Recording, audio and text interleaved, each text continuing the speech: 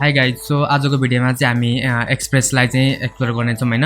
एक्सप्रेसको थ्रुबाट चाहिँ हामी कसरी चाहिँ फाइलहरूलाई सर्भ गर्न सक्छौँ, स्ट्याटिक फाइलहरूलाई हैन, डाइनामिक वेबसाइटहरू स्ट्याटिक वेबसाइटहरू चाहिँ हामी कसरी बनाउन सक्छौँ भन्ने कुराहरू चाहिँ हामी आजको भिडियोमा हेर्नेछौँ।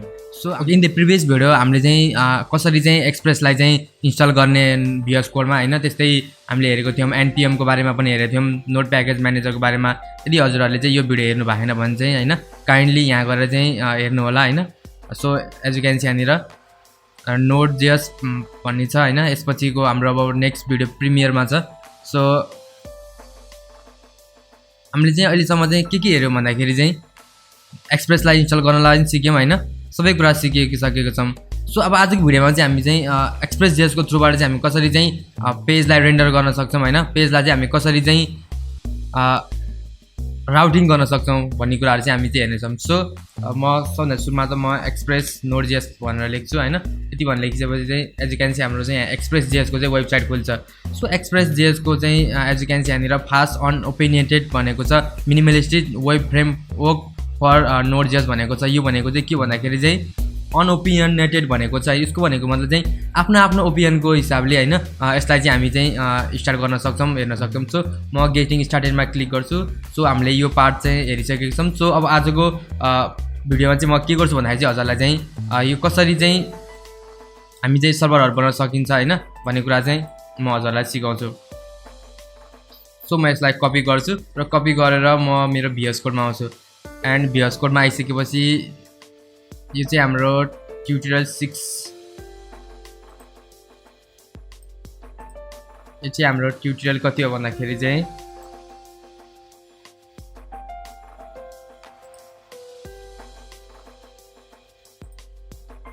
म यहाँ एड गर्छु ट्युटोरियल 61 62 ट्युटोरियल 62.js गर्छु हैन। यति गरिसकेपछि चाहिँ म के गर्छु त भन्दाखेरि चाहिँ सो यसलाई यो ट्युटोरियललाई चाहिँ यसमा यो बाहिरको फोल्डरमा भन्दा पनि म यसलाई चाहिँ के गर्न चाहन्छु भन्दाखेरि चाहिँ जुन हाम्रो यो 61 को फोल्डर बनाएको छु म यसमा चाहिँ मुभ गर्छु म, किनकि मैले यहाँ अलरेडी यसमा चाहिँ एक्सप्रेसहरू चाहिँ इन्स्टल गरेर राखेको छु हैन। त्यसको कारणले गर्दाखेरि चाहिँ म यहाँनिर गर्न चाहन्छु। म सबभन्दा सुरुमा ओके सो मैले यहाँनिर गरिसकेको छु है। म यहाँनिर यो पेजलाई त्यो कोडलाई चाहिँ म यहाँ आएर पेस्ट गर्छु एन्ड यसलाई रन गर्छु। म डोन्ट वरी यसको बारेमा म यो के हो भन्ने कुरा म हजुरलाई सिकाउँछु भन्ने छु हैन। सो यहाँनिर चाहिँ के छ भन्दाखेरि चाहिँ अब यो चाहिँ एउटा सिम्पल हेलो वर्ल्ड प्रोग्राम हो। एक्सप्रेसमा चाहिँ कसरी चाहिँ हेलो वर्ल्ड प्रोग्राम लेखिन्छ हैन। हेलो वर्ल्ड प्रोग्राम चाहिँ कुनै पनि प्रोग्रामिङ ल्याङ्ग्वेजको चाहिँ सबैभन्दा चाहिँ फर्स्टमा चाहिँ हामी लेख्ने गर्छौँ हैन।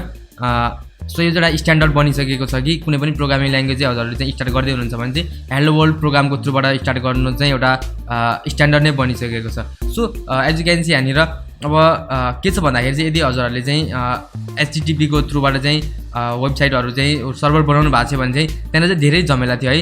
HTTP पनि गर्नु पर्थ्यो, सबै कुरा गर्नु पर्थ्यो, सेल्फ हैन, सबै कुरा गर्नु पर्थ्यो। सो अब आजको एक्सप्रेसको थ्रुबाट चाहिँ कति इजी रहेन है। यहाँनिर चाहिँ हामी सिम्पल कन्स्ट गरेर हैन एक्सप्रेसलाई चाहिँ रिक्वायर एक्सप्रेस गऱ्यौँ हैन, मोड्युललाई हामीले रिक्वायर गऱ्यौँ। त्यसपछि हामीले एउटा एप भन्ने चाहिँ भेरिएबल बनायौँ त्यसमा, जसमा चाहिँ हामीले चाहिँ कन्स्ट हामीले चाहिँ एक्सप्रेसको चाहिँ फङ्सनलाई चाहिँ कल गरेको छौँ यहाँनिर। त्यस्तै पोर्टलाई हामीले यहाँनिर भेरिएबललाई चाहिँ डिक्लेयर गरेको छौँ हैन 3000 पोर्टमा।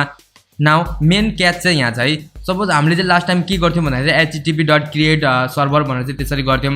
But as you can see यहाँनिर जब हाम्रो साइटको चाहिँ होम पेजमा चाहिँ कोही आउँछ नि त्यसमा चाहिँ के होस् भन्दा चाहिँ हेलो वर्ल्ड चाहिँ के भओस् भन्दा चाहिँ आओस्।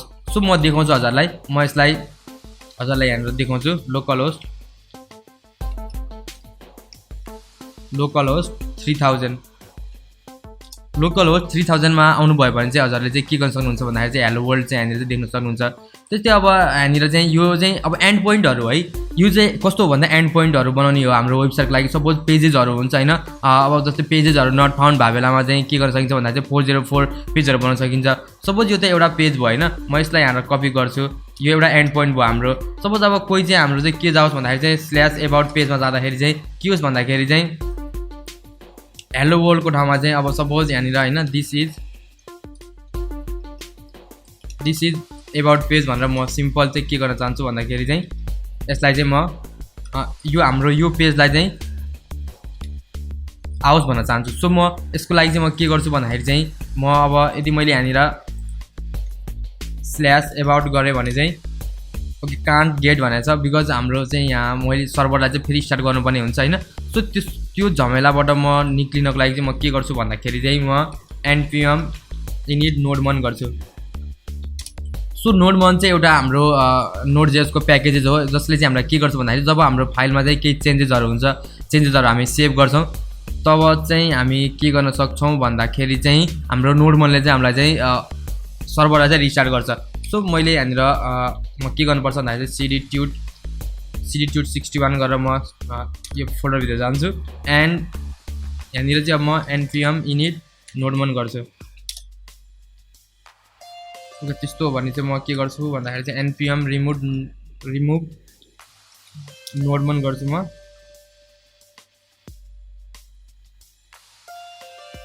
एन्ड यसले चाहिँ हाम्रो npm लाई चाहिँ के गर्छ भन्दाखेरि चाहिँ अनइन्स्टल गर्छ। सो यसले चाहिँ अब चाहिँ npm चाहिँ अनइन्स्टल भएको छ। म npm install node1 गर्छु नाउ। सो यसले चाहिँ हाम्रो चाहिँ अब node1 लाई चाहिँ इन्स्टल गरेको छ है। अब यो कुराहरू चाहिँ सानोतिनो इररहरू हो होइन। हजुरले चाहिँ यसलाई चाहिँ अब हेर्नुपर्छ के कस्तो इररहरू हो भनेर। मेरो चाहिँ अलरेडी मैले अब प्रिभियस भिडियोहरुमा चाहिँ node1 लाई चाहिँ इन्स्टल गराइसकेको थिएँ होला। द्याट वाज द रिजन होइन, यो राम्रोसँग चलेको थिएन होइन। ओके सो म अब चाहिँ मैले यहाँनिर के गर्न सक्छु भन्दाखेरि चाहिँ npm run dev I think यही ओके npm run म cd tut 61 गर्छु एन्ड 61 भित्र गइसकेपछि चाहिँ I think run dev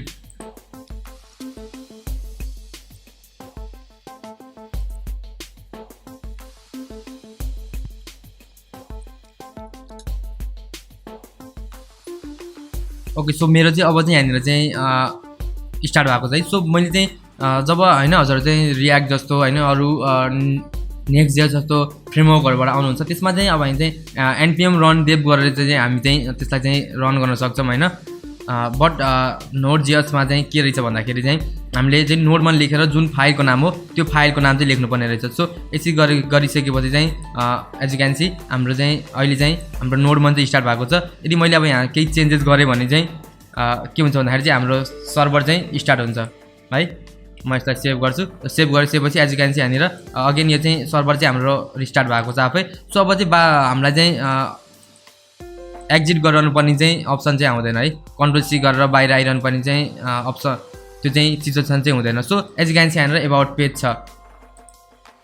so यो चाहिँ एज यु क्यान सी यहाँनिर चाहिँ यो चाहिँ अब हामीले चाहिँ के गरिरहेको छौँ भन्दाखेरि चाहिँ टेक्स्टलाई चाहिँ पास गराएको छौँ होइन। अब कसरी चाहिँ हामी फाइललाई होइन HTML फाइलहरू हुनसक्छ त्यो फाइलहरूलाई चाहिँ हामी कसरी चाहिँ सर्भ गर्न सक्छौँ भन्ने कुराहरू जो होइन त्यसको लागि चाहिँ हरेक पेजको लागि चाहिँ कसरी राउटिङहरू चाहिँ सेटअप गर्न सक्छौँ भन्ने कुराहरू छ। सो त्यो कुराहरू चाहिँ हामी चाहिँ अब नेक्स्ट भिडियोमा कुरा गर्नेछौँ होइन। Till then thank you so much for watching, stay safe, stay coding and I will see you in the next video.